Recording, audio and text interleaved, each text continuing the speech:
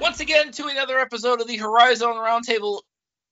And welcome back, because you probably just got done listening to the first part of this. I am Bob McDonald. Joining me instead of Matt Dudek, who's probably secretly thanking himself for not joining us today. You can usually find him on Twitter at Horizon Matt, but John Parker's here. How's it going, Bob? I guess we'll find out at the end of this episode, which I don't know if it's going to be another one. I don't know. And, of course, Kyle Rossi is here as well. Yeah, Bob, you blew up my dad joke by saying these episodes are back-to-back. I was going to ask you guys if you had a good week and all that stuff. It was a long week. I mean, my choices are record like 2 or 3 parts. Spoiler alert, that may happen. Or watch the Browns play the Eagles. Gee, I wonder what I'm going to do there. Easy decision. Let's do this all day. All right, John, you can find on Twitter at Horizon John. Kyle, you can find pretty much across all social media platforms at Kyle HCRT. You can find us TikTok. On what's that? I said not TikTok. Don't need people seeing my face. Dude, we're on there. I have the one thing I haven't been able to upload anything else. Yeah, that's right. I don't know why. I have a face for it's just to adapt the old radio. So do I, but I'm the idiot who said, hey, thankfully I'm not even talking. I'm like just pointing at shit. So, but HorizonRoundtable.com/subscribe. That's where the links to all of our social sites are, including, I guess, TikTok. You can find also on HorizonRoundtable.com/subscribe the links to the podcast site where we are available. Become a patron, patreon.com/Horizon Roundtable. So, when last we left, we just got talking about Jeff Hands taking over, who's won everywhere and is taking over at Northern Kentucky. 6th place for the men is a tie. We have it as a tie. I don't know how that happened, but it is a tie between Wright State and Youngstown State. 2 teams that have 2 similar situations. They have 2 assistants. Both have been promoted. So, okay. Yeah, and to take it a step further, even though it's 2 completely different ways, they're both kind of in a spot where it's going to be business as usual. For Wright State, that is next man up. For Youngstown State, that is whole new roster, line change. Not entirely whole new roster, because remember they have Brandon Newell, who incidentally we picked as Player of the Year. No, Youngstown is the whole new roster. Youngstown is always a whole new roster. Exactly. Yeah, Wright State. Not entirely whole new, because they have 3 pieces. One of them's a backup, but 2 of them are going to start. EJ Farmer and then Gabe Dines. Yeah. Yeah, Youngstown State has Gabe Dines and Emmanuel Zorgval, 2 7-footers, and it's like, how do you compete against that? Especially when you know Gabe Dines is going to be better this year than he was last year. Like, yow. Yeah, definitely. And I mentioned last episode How long ago was that episode? It seems like a long time ago. The breakout candidate formula that Luke Wynn, who since being a sports writer who wrote that, is now like an executive with the Toronto Raptors. So he kind of knows what he's talking about. He came up with the formula. The one returning all-league or all-freshman team guy who doesn't fit it is actually Gabe Dines.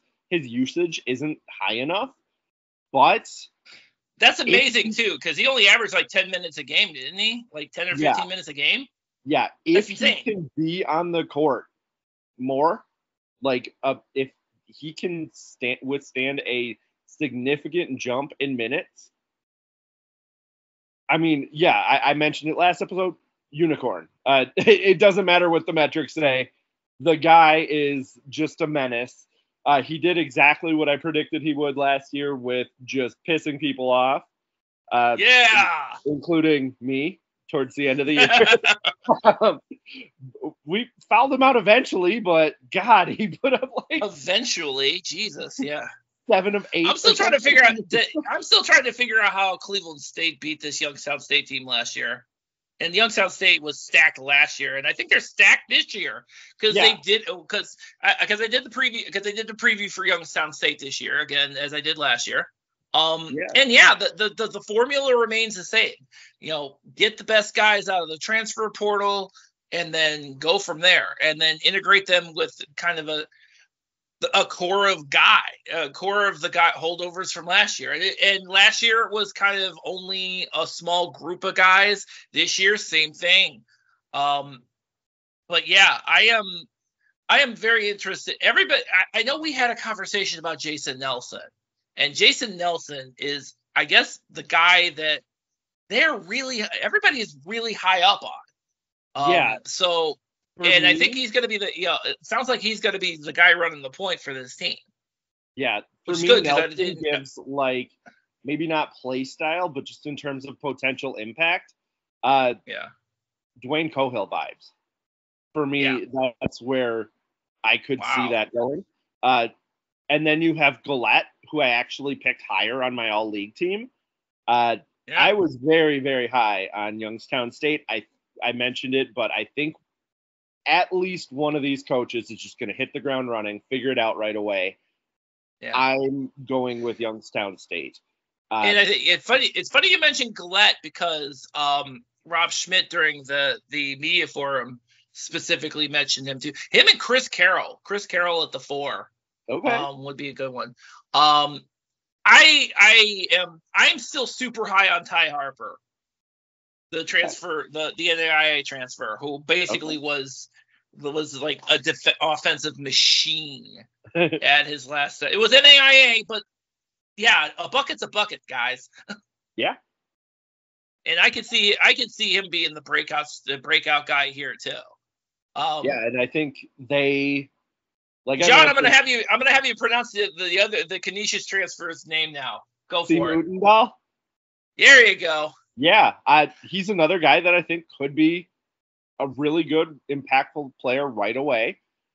They basically, in my eyes, did what they did last year. It's just going to be a matter. We know Calhoun can coach. We'll see what Faulkner can do. If he's got it, like I mentioned last episode, if it is going from Todd Licklider to Brad Stevens, dear God, well, I'm going to look pretty good. I'll have undersold him, but or undersold YSU, but yeah, this is kind of where, sixth place is kind of where I had Youngstown State. I actually had Wright State lower, not as low as Matt, of course. But at the same time, to your point, Wright State had benefits from, I've got, Brandon Noel coming back. I've got Alex Hubricks coming back. I have Andrew Wellage coming back. I have Keaton Norris coming back after sitting out a year. And I have Logan Woods and Dre Carter who played last year's freshman. So I got all those guys coming back. So the cupboard is certainly not bare when it comes to Wright State. Yeah, and where I'm a little bit more concerned with them, it's just their entire identity was offense last year. I'll say I was always a little bit lower on like all league teams when it came to Trey Calvin, just because, oh my God, it felt like every other game, some good point guard or lead guard was putting up a career high of over 30 on him. But so yeah, I could see by default those minutes at that spot having better defense, but you almost have to change the entire identity of a team that's bringing back a lot of the same pieces, and I don't know how that works. Neither do I. That's why I kind of have them lower than 6. They're not going to be as good on offense. They're just not. They're losing two great offensive talents. True. That's true. One of the things that that struck me this time around, because Sargent actually hit the portal. He definitely, the portal was not something that the portal was not something that Scott Nagy really did all that often. And we know this. He never did. He really didn't. And Cliff Sargent was not afraid of going into the portal. And so that's probably going to work to his benefit for sure. So I will, the guy who I think is gonna. So there's a couple of them they bring from the portal. Jack Dumbia, who was at Norfolk State. I think Dumbia might actually be the guy. We talk about not having all that much as far as scoring is concerned. Dumbia might fill that void for them. Potentially. I mean, maybe. I don't know. I don't know. He's not going to be Trey Calvin. Yeah. Well, no, nobody's going to be Trey Calvin. But yeah. He's not going to be Tanner Holden either. I don't know. Are we? Yeah. The other guy was. I will actually spare you the pronunciation of this guy's name, Michael Amariagbe, the Houston Christian transfer. Yeah, and now he's probably going to be playing more of the 4 though, so he'll probably complement Brandon Noel. Yeah, to me, he is a pretty solid AJ Braun replacement. The thing is, I'm not expecting him to be like drastically better because he did a very similar thing. Houston Christian sucked. They were. Well, I mean, past. You speak in past tense like they've ever been good. Houston Christian finished below Detroit Mercy on Ken Pom. They won a bunch more games. So not for nothing. Now, since we brought up Houston Christian, I feel I'm obligated to remind everybody that Houston Christian has a football field, and it's on the back of the football field is a CVS. It is there. Look it up. We were denied the opportunity for another Byron Rim interim head coach situation at Houston Christian. So CVS. I didn't follow that. With the football field, the CVS. Yes. So there's the football field, and then right if you look like right next to the football field, you can see the CVS logo and the drive-through and all that shit. It's funny as hell. Game like kind of stream or something. There's just like a big CVS in the background. Yes. Okay. Yes, it is.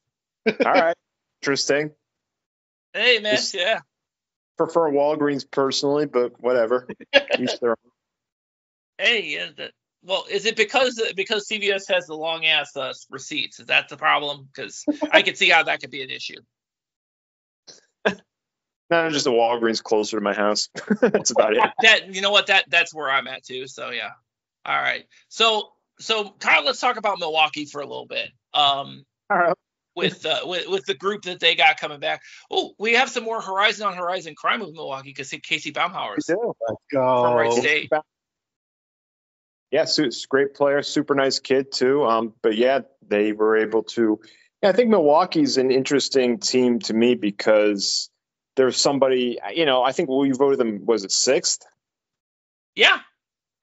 I think I had them 4th on my ballot because they're an easy team to overlook because they were kind of in the middle of the pack last year. They lost, Kendall Need, who was their best known player, all that kind of stuff. But Casey Baumhauer is going to be a good replacement. She offers an element that you always look at Milwaukee and they always have these, they usually have about 800, bigger wing type players who move well without the ball. And they're kind of plug and play in that offense. They do.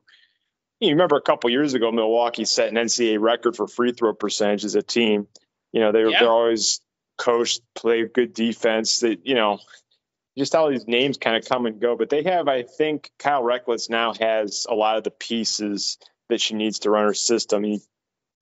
Think back to a couple years ago when they had those twin towers, Megan Wallstead and Emma Whitmer-House, and they haven't really had that element. They now have a couple bigger players in that they can play that role. You have Cammie Pepler, to me, is one of the best point guards in the conference. She's a little bit turnover prone, but, she was a true freshman playing point guard. That's going to happen sometimes, a couple years ago, but she's an upperclassman now, and I think, continued development from her.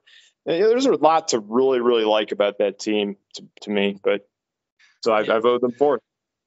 So the funny thing about both the Horizon League on the men's side and the women's side is that there's always, in the middle of the standings, it's always kind of hard to kind of grasp. It's a little bit of a. Okay. I mean, I had a pro. I really had a. When I put it in, I had a really. It was really hard for me to kind of get to like here. You guys can talk about the men's better than I can, but in women's, you had Cleveland State and Green Bay at the top last year. Yeah. And then you had 3 through 9 were separated by a game or two for most of the season. And so that's exactly my on the men's side. Youngstown State going to be Milwaukee. Same thing over on the men's side. Wright State's fourth. I don't know. They're all they all have things I like about them. They all have unknowns. They could very well be in this muddled mess this entire year. So I struggle a little bit with these preseason polls where you're drawing these hard lines, knowing what the history is with all of that. Yeah.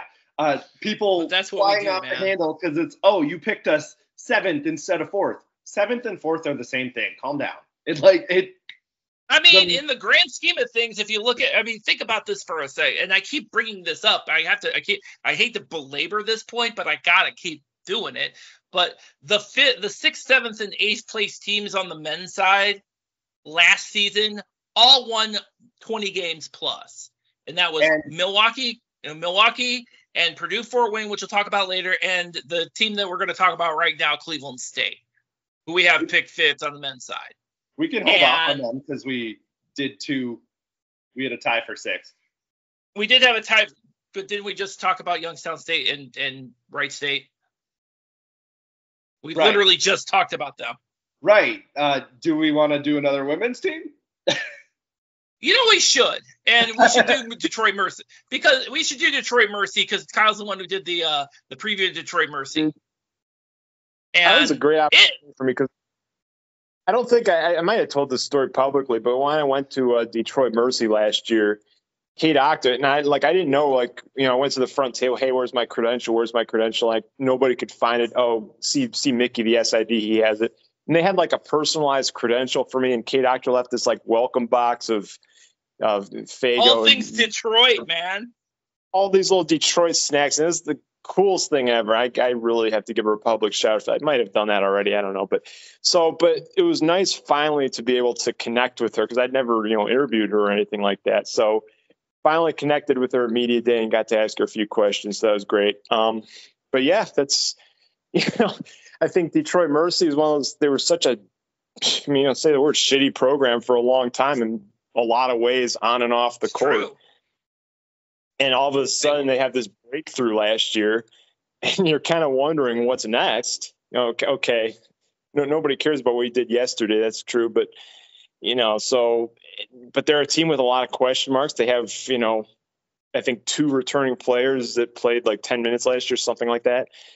And they're pinning a lot of, one of their representatives at Media Day was Aaliyah McQueen, who's a familiar name for Horizon League fans.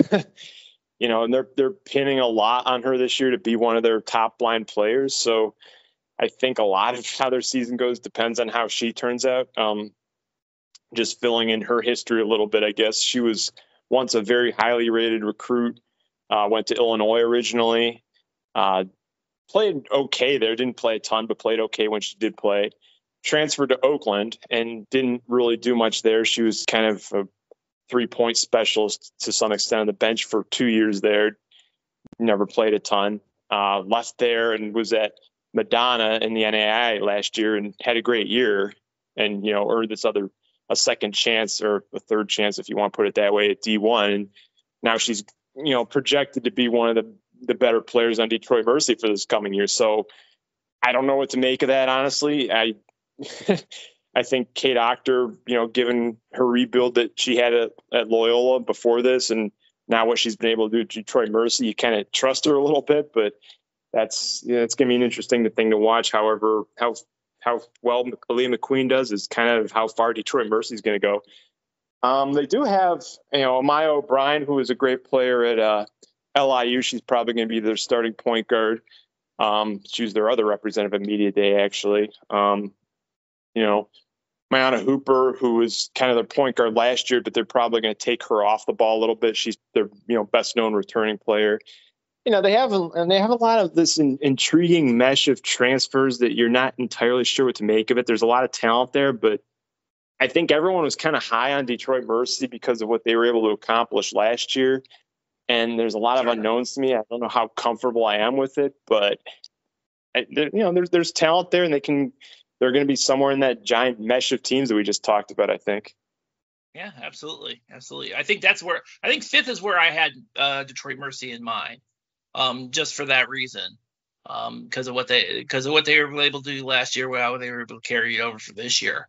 But yeah, and so things like I think I said this in my preview. It's like what you think of Detroit Mercy depends on how much you trust Kay Doctor, and you know what, I do trust Kay Doctor, so we'll see what happens. And so too does Detroit Mercy, because they hammered out a contract extension with her too. So there you go. Always good. All right, so now we get to talk about Cleveland State. Now we get to talk about Cleveland State. Yeah, so they're an interesting one for me because this is where I'm going to basically take over, because I have a few things to say about Cleveland State that Tristan Aruna is out, obviously. So they gotta find Tristan Aruna is out, Tay Williams is out, and Jason Woodridge transferred to Oakland, which we'll talk about here momentarily. Drew Lauder's out. Did we pick them too high? What the hell? No, I picked them fourth, actually, but we got them fifth. So here's the thing, though. So they do bring back Chase Robinson and Tevin Smith. In fact, I'm pretty sure I picked Tevin Smith as an all-league guy. Obviously, None of you did. And Dylan Arnett is there too. So those three guys are there, for sure. Then Jalen Rice too. Jalen Rice was huge from a defensive standpoint. So I think he's going to get some run. He's definitely going to get some run this year as well. So that group of four, and then you get KJ Debrick, who was supposed to be back was supposed to play last year. I think he would have been great at the 4 or the 5 last year, but he got hurt, so we didn't see him this year. This year we're going to see him. And it looked like not only could KJ Debrick, guard up front, but we saw him on the perimeter a little bit too. So he might be one of those stretch guys that might be a pretty decent key there. What I like about this team is the guys they brought in. Taj Stavesky. It's amazing how many Horizon League players came from Canisius. Because we talked about Udendal earlier, and Taj Stavesky is playing for Cleveland State this year. So he was hurt last year, so we didn't get to see a lot of him. But I like him. Isaac Adibe, the front court guy from Wichita State. I think he's going to help them as far as depth is concerned. Danny Young was a redshirt last year, so we're going to see him a little bit. We're going to see a lot. We're going to see him this year in the backcourt. And here's the guy. I swear to God, I'm glad he's here because I wasn't sure because I thought they may have to do a waiver or something with him. Abrima Diba. Yeah. I'm looking at this guy. I mean, if there is when looking at him, if there is a guy who has the ability to replace the offense that Tristan and Aruna produced, it's this guy. His campaign, his time at South Carolina was not great because he was hurt the entire time. But before that, the guy was a bucket. And not to put too much pressure on Abrima Dibba, but yeah, I like that guy. Yeah, what I really like is just the impression I get is the all-around game is ridiculous. Very much like the Horizon League glue guy this year. Absolutely. With some scoring. Yeah, absolutely. Yeah, I mean, he jumped over to South Carolina from Coastal too, so that's going to be so. Yeah, and that based on the strength of that guy, that's probably why I have him higher than elsewhere. I would love for the rest of Cleveland to figure out that Cleveland State exists.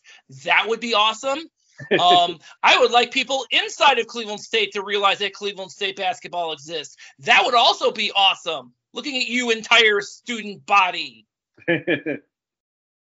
Yeah. But I like the way this is I like the way that Cleveland State is set up, and I like the way that Cleveland State is set up this year. It's kind of a replication of what, to me at least, it's like a replication of what how Daniel Robinson put this roster together after Dennis Gates left. Yeah, which did very well.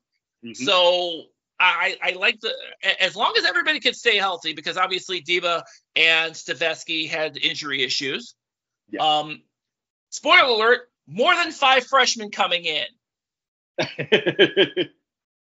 Anyway, I give up, man. Like, I'm tired of being angry at this. I'm tired of being angry at my alma mater just for no good reason at all, because, why am I the only one why is there's only a handful of us paying attention to this junk? Like, come on now. Ohio State lost to Oregon. You got to come back to earth now. I said what I said. Cleveland's None of y'all went there, okay? I'm just saying. All right. Buddy, I've been on that for a quarter century. Oh, I've been on this shit since 1992. Yeah. I'm old. I don't care. All right, so let's talk about Wright State for a minute. The Wright State women. I don't know why I keep calling Carrie Hoffman Katie Hoffman. I really need to stop doing that, because we got them picked finish 4th. Is there a Katie that you're confusing her with or something? No, I have no idea what's wrong with me. I don't know. Jesus, I suck at this. I know. Tell nobody I do a podcast and run a site for mid-major basketball. Tell nobody that. All right, so Wright State, they're not at the point. They're not at the top where they were during the Merriweather days, but they're getting there. They're absolutely getting there.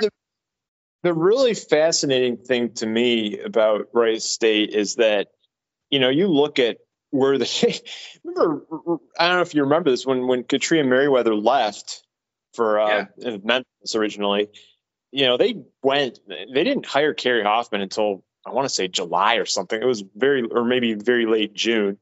And it was a while. She was really up against it that first summer. And then I think that by that fall, she had her first signing class of some pretty good players. Those players are kind of now the core of the team. And you've kind of watched this thing evolve year to year. There was a game, and Blake was there too, and we were kind of joking about it. But, Wright State would play like 5 out and just chuck threes the whole game. And Cleveland State would just kind of like walk down the middle of the paint and get a layup the other way. It was really kind of a bizarre game to watch. I think Wright State set a program record for made threes that day too, and still lost by 20 points. But I think I remember that game a little bit. Yeah, it's like y'all shooting all these threes, and like, but what are you doing in the paint? No. But it's fascinating. She's finally, I think, starting.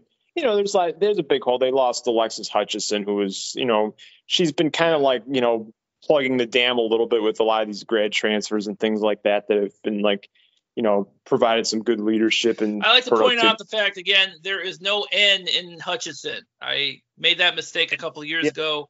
Again, me and not being able to figure out names of Wright State's players and staff.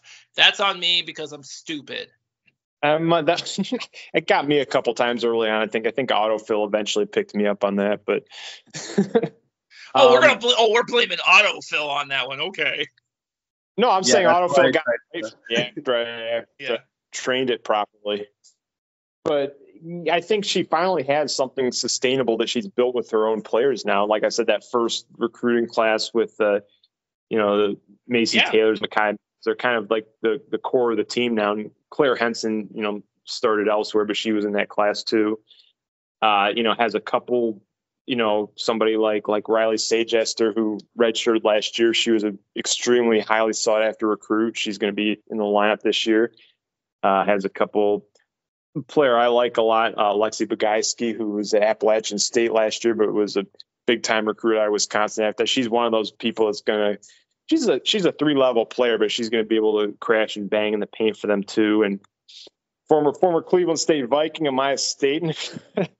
She was very, very briefly at Cleveland State, spent most of her career at Merrimack, but she's another person. You need a history book to figure out where she was. Oh, it was that long ago? Yeah, it was. It's bizarre. That first year that I was really kind of watching this stuff, you have a lot of those players on that Cleveland State team that were they didn't play a ton, and then you have like social media influencer Mariah White was there, things like that. Just all these people were here for like 5 seconds. And no, Mariah White was the one who ended up going to somewhere else. She went to UVA, didn't she? You're thinking of Hannah White. Sorry, I'm getting old. You literally just tweeted this out the other day. Greeny tweeted that out. I just retweeted it. That's true. He did. Greeny found a Hannah White social media influencer card, which I didn't even know they made those, but apparently they do.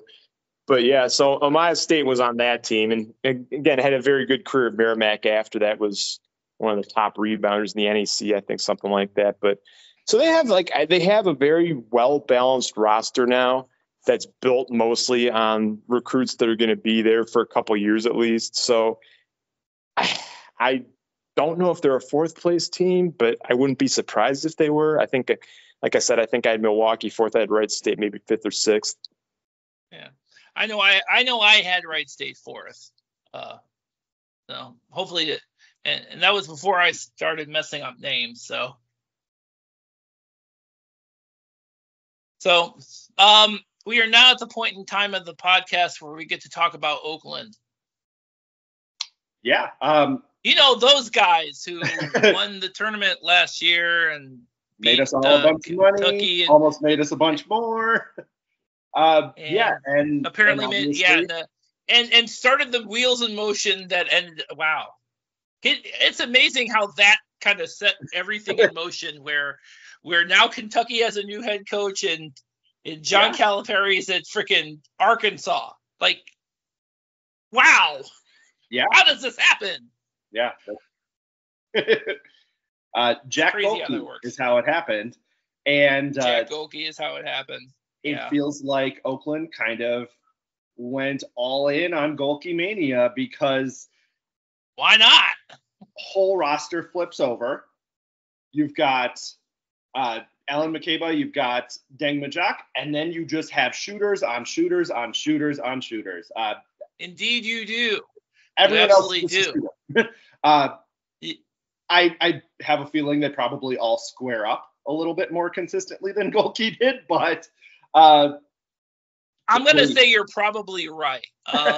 But yeah, to your point, there's definitely going to be some. There was obviously some roster turnover.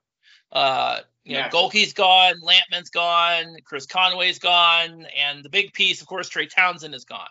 Yeah. So all of that you got to make up for. Fortunately, they have DQ Cole, who's the one who put the dagger in the hearts of Kentucky fan. Sorry, Big Blue Nation, but it was us.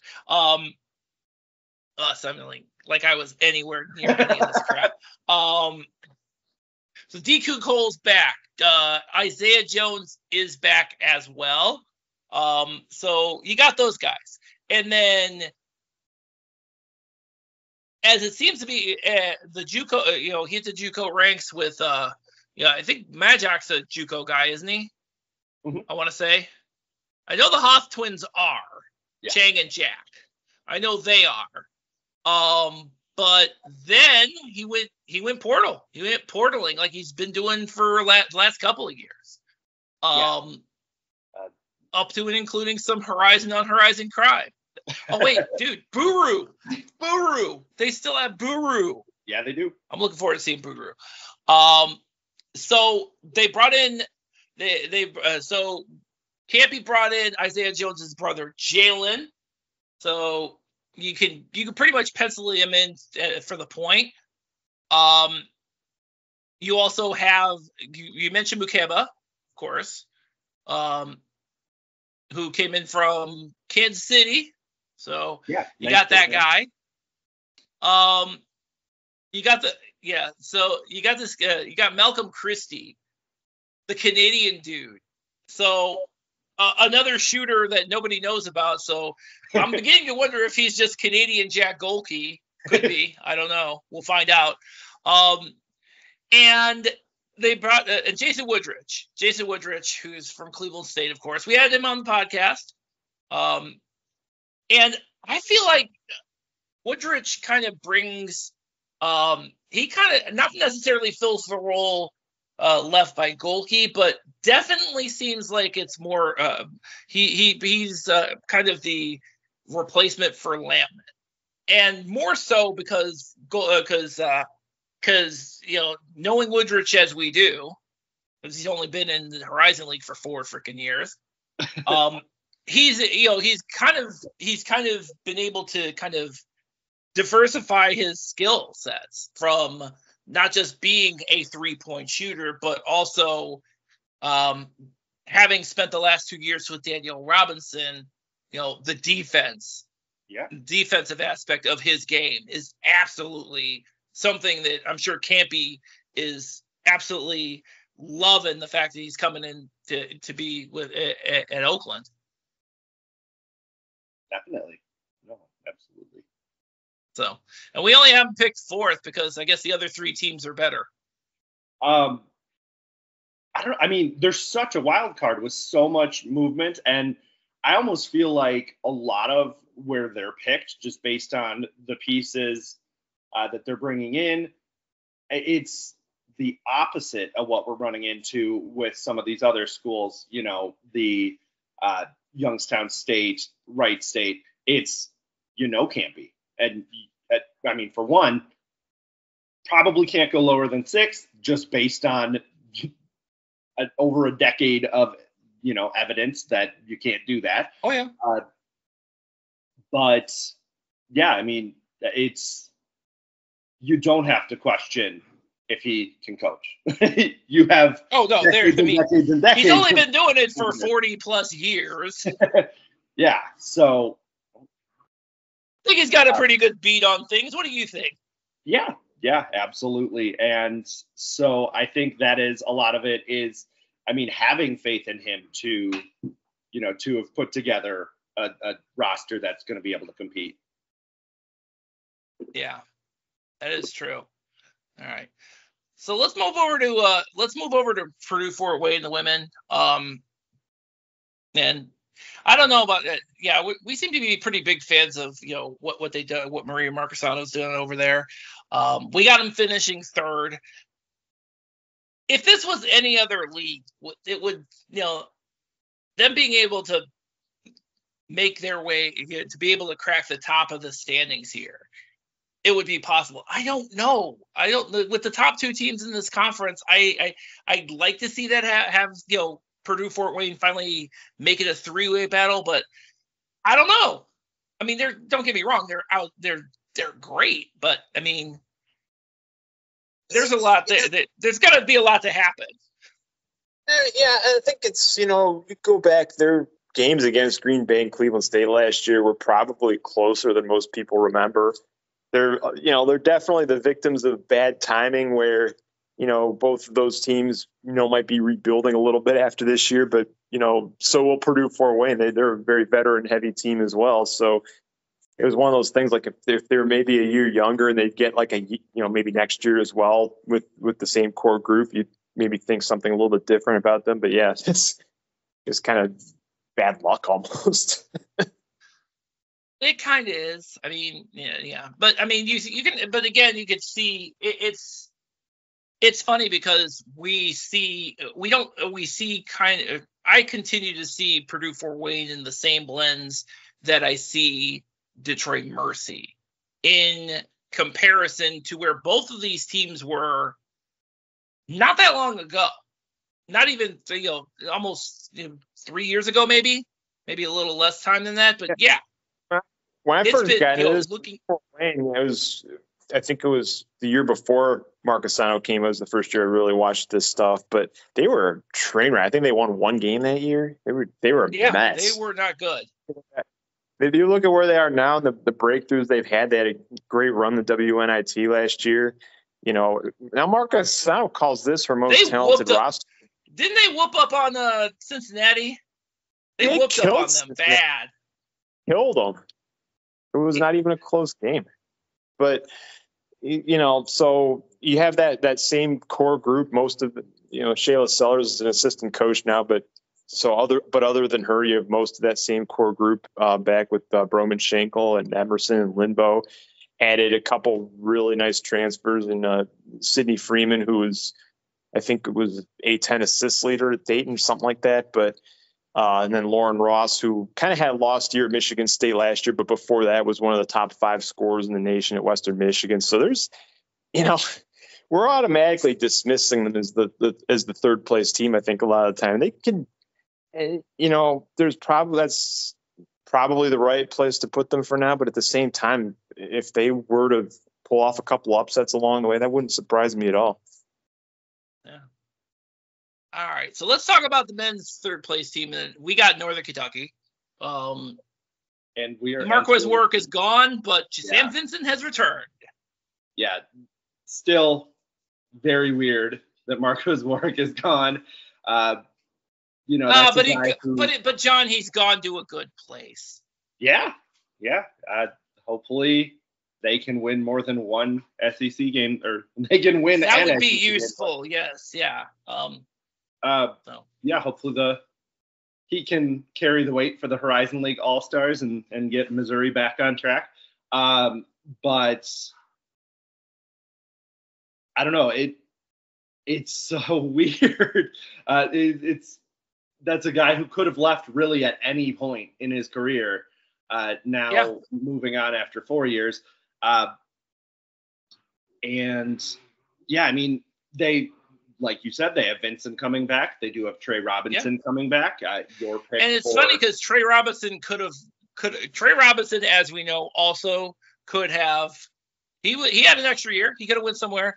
The funny thing is, and I know we had a conversation when I talked to Brady Labor about this. There wasn't really as much of a conversation about Trey Robinson, like even interested in going somewhere else. I mean, I'm sure he had interest, but there wasn't kind of the buzz around him potentially, taking his extra year and hitting the portal as there was with Marquez Warwick. He certainly could have, but he didn't. He's around. He is the defending defensive player of the year. Also, I just happened to mention that he was. I still think he's going to be this year too.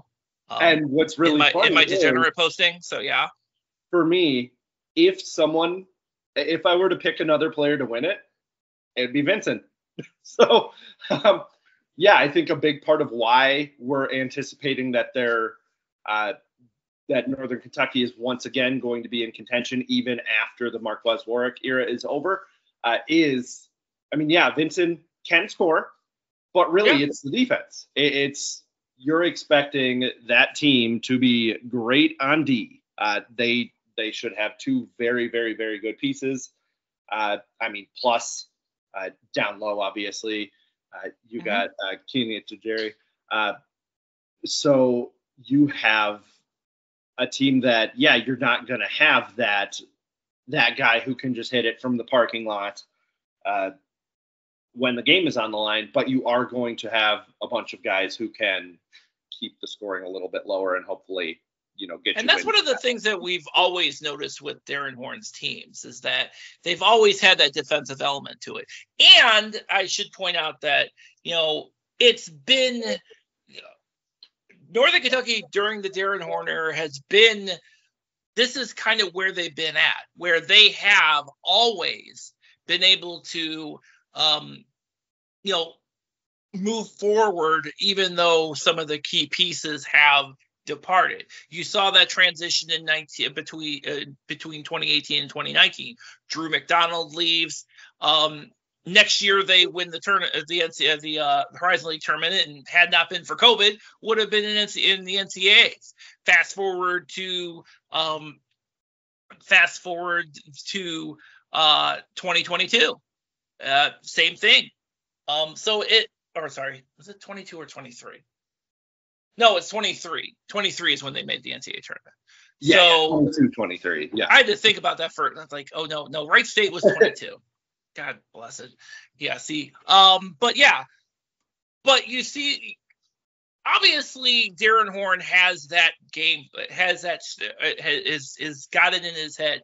He knows what he has to do, and he knows where what pieces he needs to fill, and he's been able to do that very well. Like, for example, the point guard. What has he done in the last couple of years at point guard? He just went to the D2. He started with Xavier Rhodes, moved on to Michael Bradley. This year, Daniel Goresger. And he threw in another D2 guy, Josh Gilling, for good measure. And that is my one thing. Transferring to Northern Kentucky, unless you are like a defensive stalwart, is so scary to me. We've seen guys who produced at the Division I level go to Northern Kentucky and, can't get off the bench anymore. So that's the one. And why is it Cade Meyer? Cade Meyer, and then there was a kid from Northern Arizona before him who was a, double-digit per game scorer consistently. All of a sudden, I believe there were things going on beyond that. No, as we know, most of what Darren Horn has been able to do, but from the D2 transfers have worked out really well. And to your point, obviously Tijere, D1 transfer, he was from Marquette, wasn't he? And he didn't get much run at Marquette, so he came in, and now he's jumping out of the gym. Yeah. But the other part of the Darren Horn strategy has always been developing the freshmen, and he was kind of forced to do so last year when Vincent went down, but it actually produced some dividends because he's got Israel now, and he's got Rockstar Randall Pettis too. to Rockstar Randy, man, love that. But that's you see it every year with Darren Horn's team. One of these days we're going to get him on the podcast finally, but not this episode. So John, you get your wish. We get to do a third one of these. Hold on, let's finish out this one. Finish out what one? No, we're doing the top two teams next episode, along with you don't think we can fit all Horizon League and the top two teams in 45 minutes? You're good. Next episode? All right. See you next week. 45-ish. See you next week. No, man, we're doing back to back to back. That's right. If you have absolutely nothing if you have nothing better to do, you are listening to these back to back to back. And we have some people who do that too. And I'm good with that. I happen to be one of them because I'm one of these weirdos who listens to my own podcast. But that's okay. All right, so Horizon. So come back for the next one. We'll talk about the top two teams. We'll talk about all league. HorizonRoundtable.com. That is where you can find our podcast episodes, which seem to be stacking up a lot lately. And our written articles, all the preview week articles are up. Go read them. You can pull us up where podcasts are available, and you can pull us up on your Amazon or Google devices. So on to the next one. Till then, thank you all for listening.